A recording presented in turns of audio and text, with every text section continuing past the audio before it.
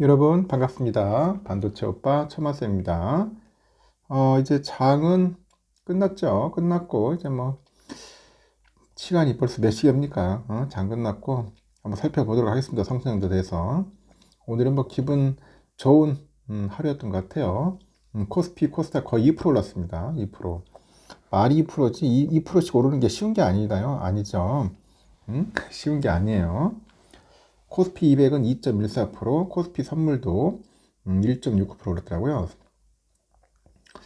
선물을 보니까 외국인들이 좀 많이 샀더라고요. 외국인들이 4,800개 정도 산가 봐요. 하여튼 외국인들이 좀 많이 샀고 개인과 기관들은 팔았습니다.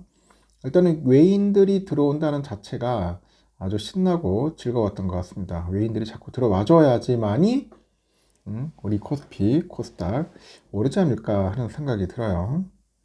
하여튼 신나게 좀 올랐으면 좋겠습니다. 신나게.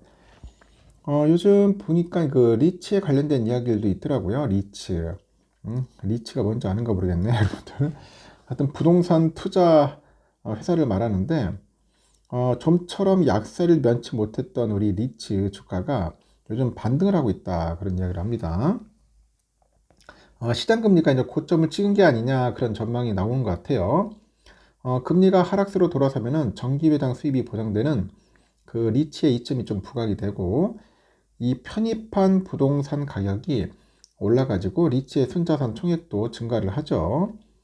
금융투자업계도 1년 만에 리츠 신규 그 상장에 나서는 등 시장 수요 대응을 현재 준비하고 있다. 그런 이야기를 하고 있습니다. 신한 서부 T&D 리츠.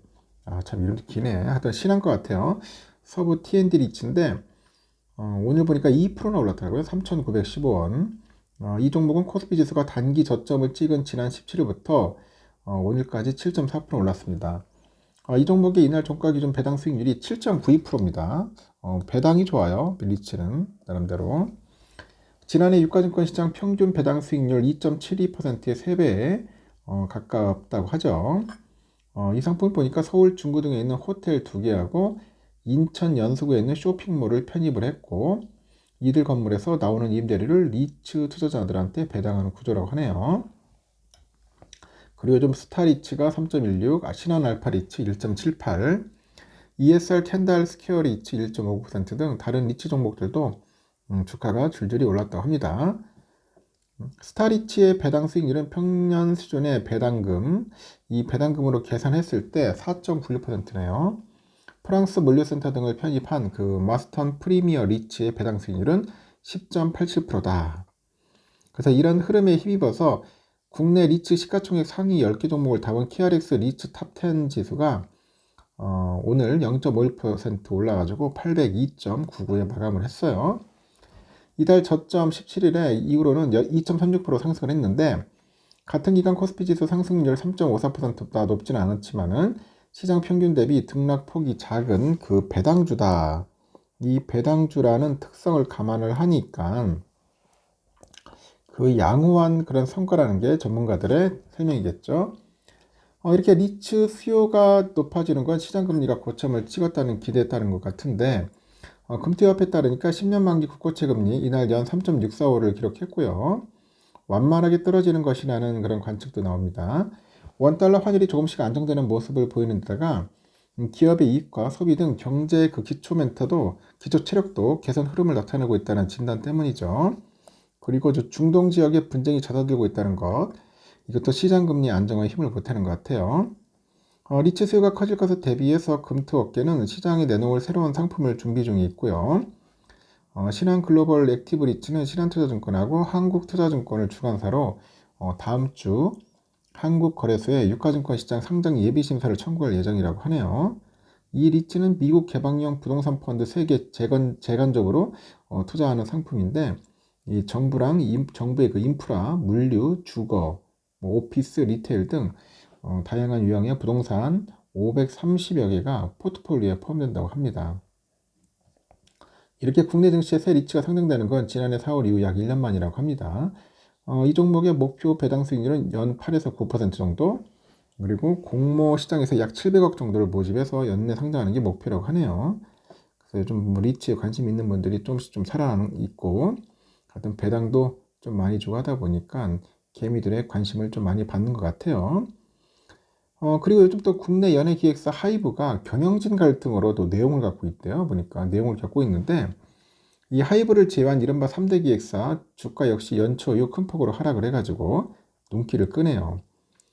올 초에 저점을 기대하면서 엔터주를 사들인 개미들, 와, 한숨이 깊어집니다. 오늘 보니까 하이브는 전거래 대비 강보합 수준인 21만 천원의 거래를 마쳤는데 오늘 코스피가 2% 넘게 오르면서 유가증권 시장 종목 대부분이 선방업과 대두되는 흐름이죠.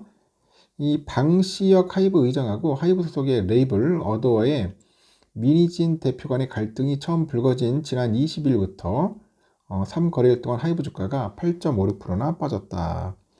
특히 이달 19일부터 최근 한 달간에 1000억 정도 이상의 순매수하면서 이 사자세를 이어왔던 기관애들이 3거래일 만에 840억 정도 던지면서 주가 하방 압력을 키웠습니다.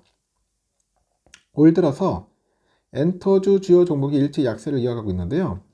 그간의 낙폭이 가장 작았던 하이브마저 약재에 휘둘리다 보니까 개미들의 우려도 깊어지는 분위기예요.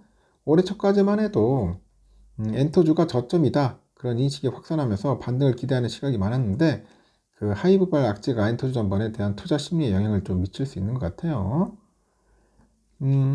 연초 이후 이달 19일까지 하이브가 4.5% 내리는 동안에 JYP가 마이너스 35.8%, SM&T 마이너스 16.2%, YG 마이너스 7.78% 등 더 큰 폭으로 빠졌어요. 이 4대 엔터사 시가총액은 올 들어서 이달 종가까지 4조 7,500억 정도 가량 증발했다고 합니다. 요즘 보니까 JYP가 좀 많이 빠졌네요. 보니까 JYP 좀 빠졌다. 하여튼 엔터주는 좀 여러분들 고심 좀 해야 할 겁니다. 섣불리 들어가기에는 상당히 좀 위험하기도 하고 어려운 종목이기도 합니다.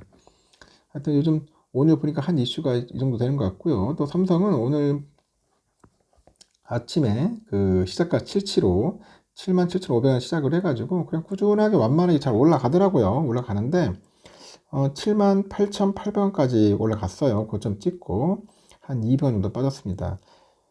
마음 같아서는 79,000원을 꼭 터치했으면 좋겠다 싶었는데 거기까지는 역부족이었던 것 같아요. 좀 역부족이었던 것 같고 그래도 돌아갔던 외인들이 다시 돌아왔습니다. 266만 주 신나게 돌아왔고 기관애들이 78만 주 매수를 했습니다.